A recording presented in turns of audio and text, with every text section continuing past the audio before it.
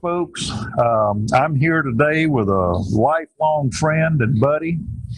We grew up together, and if anybody knows this island and the way it was, it's my dear friend Danny Moore. Danny, thank you for doing this with me today. Thank you, Nick. I appreciate you asking me. I really do. And let me ask you a question. We're downtown, and we're here at the old train depot, and we got David Yulee sitting over there.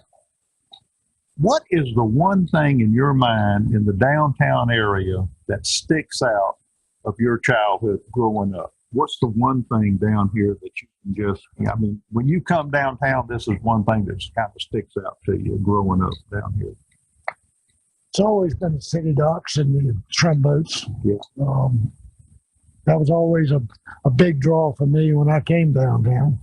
I was born and raised at the beach, so when I came downtown, I was more interested in being on the water here than any other part of the island. Yeah, it's, I remember, of course, we were in the boat building business, and we also owned some shrimp boats, but I remember as I look here today, I don't see any shrimp boat, rigging at all, outriggers or any shrimp boats tied up. And I remember back when you and I were coming up, I mean, they were tied 4 to 6 deep, and the whole waterfront was nothing but, shrimp boats.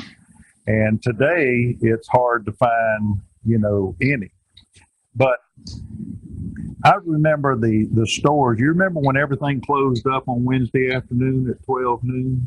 Everything downtown closed up. Everything. And I never knew why, except that was kind of a tradition back then. And Moore's Grocery closed out on Thursday. Yep.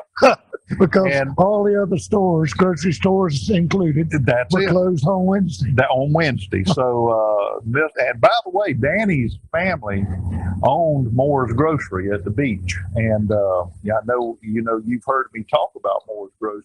We've got photographs we're going to be putting up today of Moore's Grocery. And Danny himself worked in the grocery store. Danny, I want to ask you about your mom, Stella, and the drumfish that she caught. And I think it was 96 pounds. 93 pounds. 93. And she caught it on. She caught it 50 pound fish. It was 50 pounds. She held a 50-pound class record and still does for a woman. Still holds that world's record. At that time, it was an overall world's record. She caught it in 1957. 1957. I remember going in. I remember distinctly when that happened. I was, 10 years old, going on 11 when she caught it. And so were you. Yeah. We were both born the same year. And but you would go in the store, and she had that fish mounted right up by the cash registers. And I know every time your dad walked by that, he had to kind of shake his head, like, wow. My dad was known as a drum fisherman. Oh, he was. And, that particular day, he and Mom had gone to the jetties, and she caught the big drum first, and then she commenced to put a 73-pound and a 68-pound one in the boat right behind it. And Daddy had to get a bite. He gaffed them all. So it was not a good day for Ed Moore at that particular time, although he was very proud of my mother. I can just see Ed Moore plain as day right now, walking by that mounted fish at that cash register, and Stella just smiling from ear to ear. But Moore's Grocery was something. I loved going in there as a kid. I spent most of all my summers right down on North Fletcher at my grandmother's. Right. And Danny and I and Buck Bibb and who else? Randy Price, Jerry Bunch. Yeah, we all grew up on that beach, and it's a wonder that we're still not down there playing as kids. In fact, maybe we ought to do that one day. We probably should. And I've tried to make a point to get back to some of it. I've been out to some of the old houses and sat on the porch and watched the water and walked up and down the beach, and that's one thing that, although landscape may have changed a little bit out there on that ocean, but basically it's the same as when we were children. When you look to the east, not when you look backwards, but when you look to the east, it hasn't changed in all these years. No, that has never changed at all. Growing up here, when you made the circle at the beach, you had Moore's Grocery, and then you had, was it the Aloha right behind that? Well, in the latter years, after the 60s, you had Moore's, then you had the Aloha, then you had the Golden Sands. Golden Sand. Originally, it was at first 150 feet, I guess, was all Moore's. My grandfather built the building, and it was a grocery store,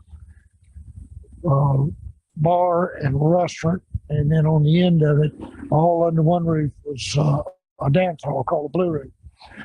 And come to think of it, I may have a photo of that. I'll do some research and see. If you don't, I do have one of that building. The previous building. Oh, okay. His original building when he first moved out to the beach and started buying property in that area. I got you. Where he built the Golden Sands, or Golden Owl Hotel, and then the Gulf Station behind it. Yep. And then he had 5 apartments behind the store. Yep. With all in mind that these would be business for families to take over. Yep. And for the most part, they did. And as we go on around the circle, we had the Blue Seas. Remember the Blue Seas? The Blue Seas was it was on the northeast corner. Yeah, Jeff Bowers. Jeff Bowers, and greatest hamburgers and hot dogs. Greatest cheeseburger I was going to say in the world, and people loved your seafood. Oh yeah, I remember sitting in there eating a cheeseburger and the grease dripping, and it was wonderful. I'm telling you. And his son was our age. David was another one that we played with as kids in the Scouts together, Cub Scouts, Boy Scouts. Yep. And then coming on up from the Blue Seas, before the skating rink, what was there? Do you remember? There was a little game room. It was a little game room type thing. Had some pinball machines and stuff in there. Yeah. And then in between there and the skating rink, every winter they set up a turkey shooting every year. Yep. Before they would shoot. Of course, back then there was nobody living back in those sections. No, times were definitely different back then. It's not like it is today. And then, of course, we had the skating rink, and everybody went to the skating rink. But the thing that sticks out in my mind back in the late 50s, early 60s is whenever you went to the beach, music was blaring, music was playing. You remember? Oh, yeah. You could hear, and I don't know exactly where it was coming from. Was it coming from the skating rink, or was it coming from the Golden Sands, or where it was coming from? But, I remember things like Dale Shannon singing Runaway, and, Beach Ramblin' Rose, and the Beach Boys played. Beach Boys, yes. Brian Wilson. We'd sit on the surfboards and, be riding the surf, and you could sit out there and that music was blaring out toward the ocean. And, it was great. It was great. Yeah. Danny had it made. Of course, I know he never paid for any wax for a surfboard. And his mama probably watched him as he took a box of wax, here and there. But I never really got into the surfing part. I don't know why. I just never did. But Danny did. And a lot of the guys surf, but I never did. But Nick, I grew up on the beach. I spent the first nearly 50 years of my life on South Fletcher Avenue. Right. And, as a child growing up, and then as a young man after I got a driver's license, I used to think to myself, I've got 13 miles roughly by about 2 miles roughly of a playground. But the biggest playground that I had was that beach. Yeah. Oh, yeah. I fished from the time I could cast a rod, which was probably around 5. I'd have to carry it back up to Mom to get the tangles out of it when I backlash. Oh, yeah. I fished every day on that beach, or swam, or surfed, or played with the rafts. Yep. As a kid growing up. And it was, I know you got involved with seining at nighttime on the beach. And boy, that day, you talk about really having a good time growing up. We used to take our trucks and Jeeps or whatever, and we would have like 100 or 150 or 200-foot seine net.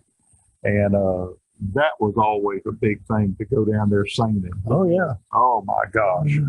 And they would shine a light, and you'd see the mullet jumping. And that's where we'd set the net, and bring it in. And that was from one end of the island to the other. Yep, from one end of the island to the other. And of course, today you can't do that. No.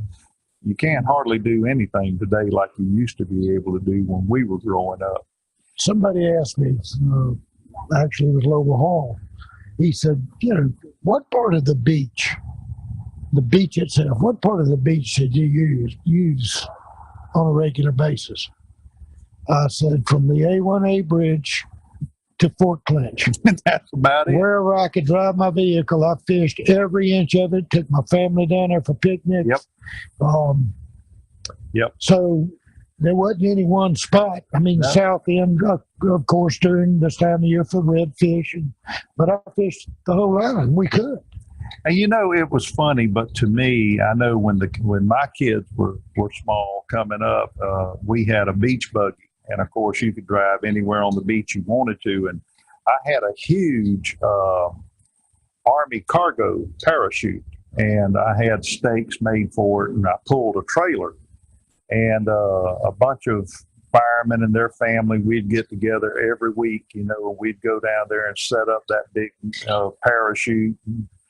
We had grills, and we would set a gill net. We would set a gill net out and catch fish and clean it right there, put it on the grill. And we had people walking up and down the beach coming, and they were smelling this fish being cooked, but those were the days. We'd just stay at the beach all day long. And Nick, I'm thankful that my son, he was born in 71, and he had the opportunity to enjoy that, until he became a grown man and left here on his jobs, go to college. Yep. I'm thankful that he had the opportunity to experience that with me and my family. And same here. My son was born in 70, my daughter in 72. So, they got to experience that. And, another thing about Danny and I, Danny, he just like me, he overmarried. Oh, it's terrible. Beautiful Monica. And of course, my bride is Dale, but he's been married how long now? It'll be 51 years this coming June, or 50 years this past June. And it's 51 for us. And I don't know, maybe it was something in the water that, and why these two beautiful ladies have kept us, I have no idea. Well, as you said, we married over our heads, and we were blessed. I think the man upstairs was watching over us to keep us intact. Danny, I want to ask you about the Shrimp Festival. And I remember, and I'm hoping you do too, when it first got started, it was just right here at the parking lot. Yeah. That's where it was. And it was a bunch of just boat owners and captains and their wives and the boat builders, my family, my uncle and his family, and they just got together. And the wives would make stuff and bring it. And that was the very first beginning of the Shrimp Festival. And then little by little, it kept getting bigger and bigger and bigger and bigger. And it was, what was it? The Fiesta? Isle of Eight Flags Shrimp Festival. Isle of Eight Flags Shrimp Festival. And I remember we had the Little Miss Fiesta contest. My sister was in that.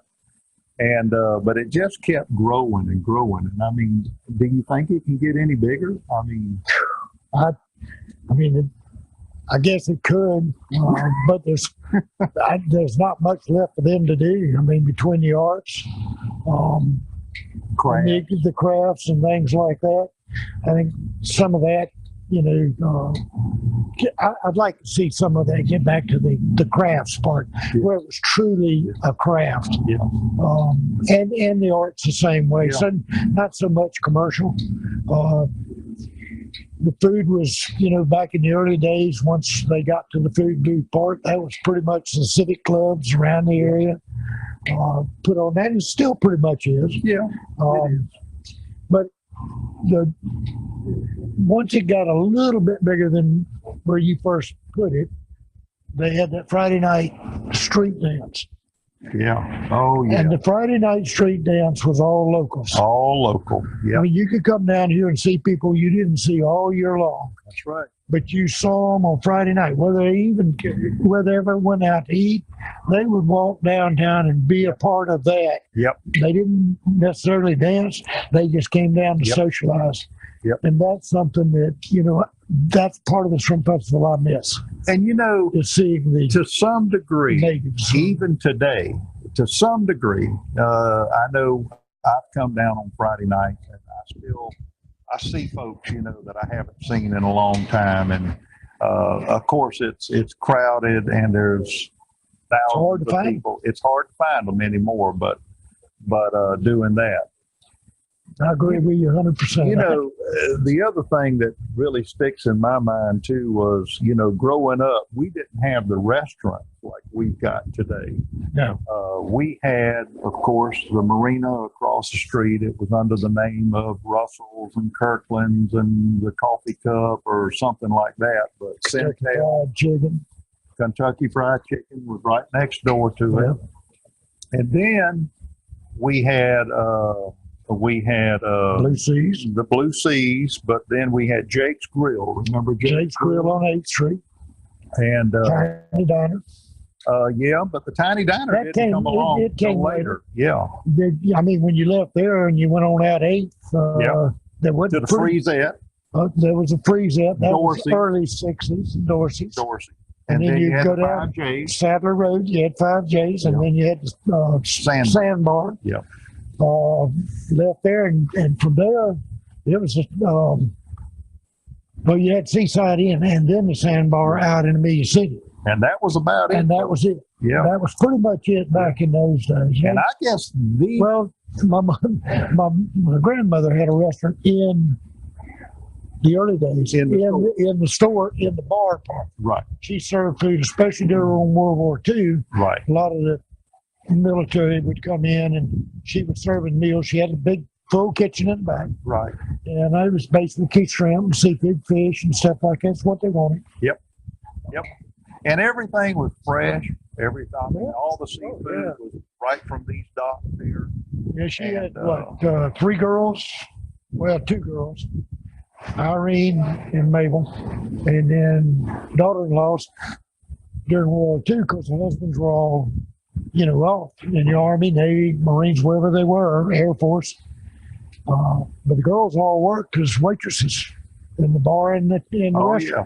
Well, that's the way we were raised. Right. And I mean, Danny grew up in the grocery store with his mom and dad. I grew up at the boatyard. I mean, we didn't know anything but that. And most of the time, I mean, if you got out of school at 3:00, you better be at work by 3:30.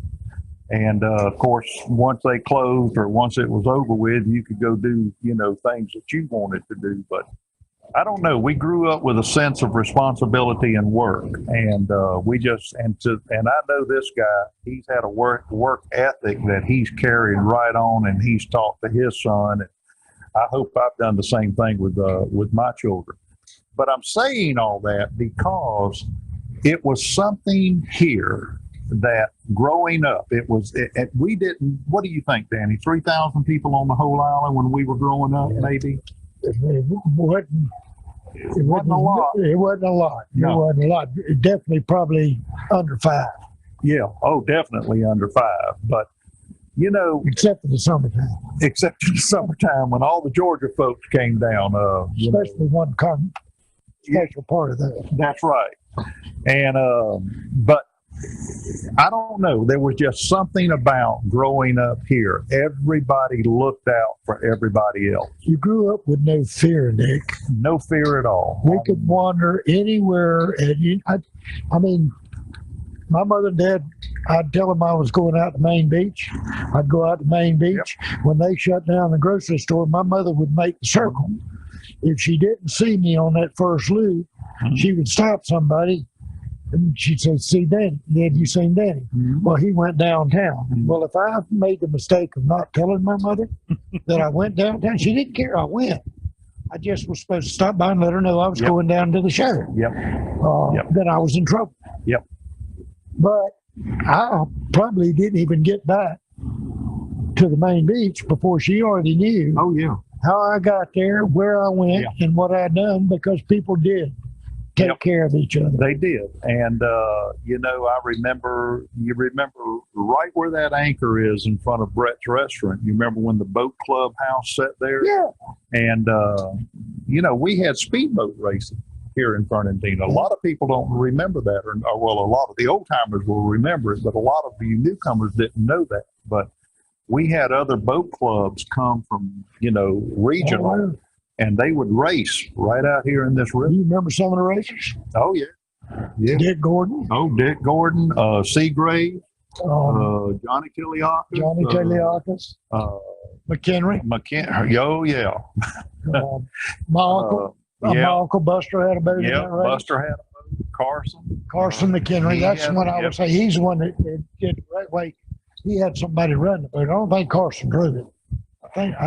Carson actually had a boat that he ran. I don't know that he actually raced, but he would take that boat and he would run up and down the river, because he'd bring it to our boat yard and Uncle Johnny would work on it and modify it or whatever needed to be done. But yeah, we had speedboat races right here in this river, and they were great. Oh, it was wonderful. People came from all over, and you know, they would watch these races, and then of course the boat club house, and then you remember in the wintertime they would have a big oyster roast. They dug a big pit, and they had the iron grates on it, and I think it was like $2 all you could eat.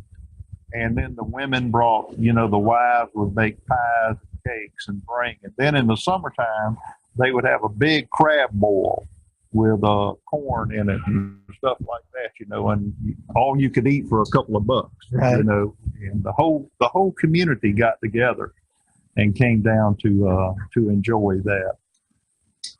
Gosh, Danny, a lot of water under the bridge. You know, Nick, I was probably when I began to travel with work.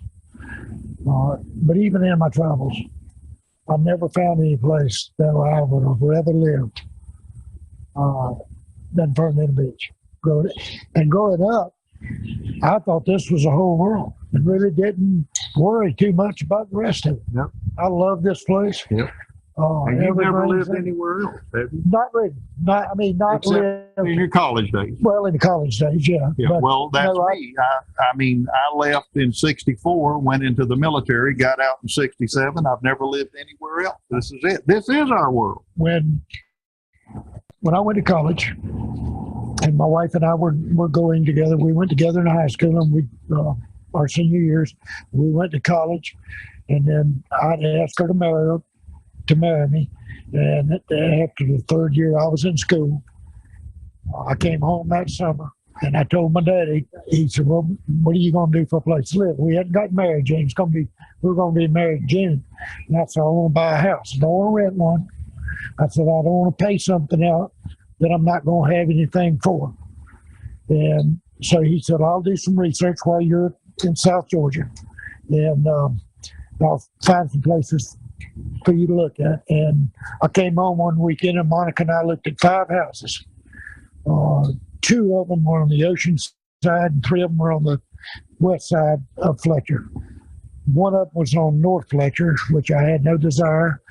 I was always been on South Fletcher. That's where I wanted to be. And we looked, and we picked out a house. It was a duplex apartment. We lived in one side, probably 650 square feet, and rented out the other side to help make the payments on the house. And I paid my dad for the house. He took it out of my check every week. So much a week to make payments on the house. Over a 10 or 15 year period, I don't remember now. But so my plans were to never leave this island. I still own that piece of property down on the beach. There's no house on it now. I remodeled it and tore it down. But I don't want to give up my piece of the ride. No. I want my son to have a place to come back to if he so desires. My wife and I have talked about building. We don't know what we want to do. You start to get to an age to where you wonder. Well, you haven't grown up yet either, you know. Well, yeah, I'm still waiting to grow up. Yeah, I'm still waiting to grow up. I made that. I thought that was the case a couple of years ago. A buddy of mine had a surfboard, and I went down to St. Augustine, and actually gave it a shot. Yeah. And I caught the wave. I couldn't believe it. And what happened? And I got about 5 feet and fell off. And of course, back when we surfed, we didn't have a leash tied to our leg. You know, tied to 7 or 8. Well, of course, those boards were 9 or 10 feet. Oh yeah. That thing came back, and I paddled up on the beach, and I said, you know, at 68 years old, I think I've done about all this I'm going to do. Gave you back the board. Yeah. But it was fun. It was fun. I hope I don't. Being raised on this island, I hope I never have to grow up. Oh no, I don't think we will grow up. I mean, this is as close to Peter Pan as you're going to get right here. It's beautiful. Yeah. Well, folks, I hope this is here again. I hope it sparks some memories for some of you old timers, and for you newcomers that are watching.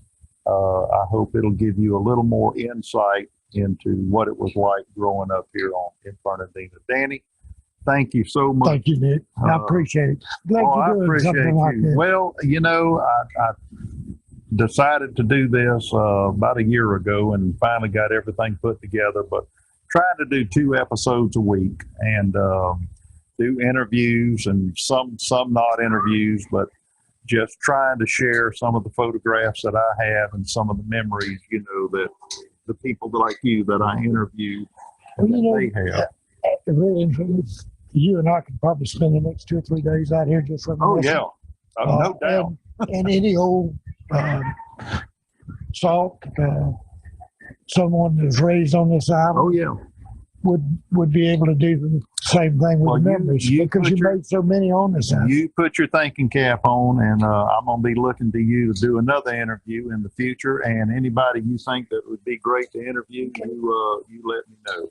I will do. But until next time, hit the subscribe button when you see it. We appreciate that. And until next time, God bless, and we'll see you on the road.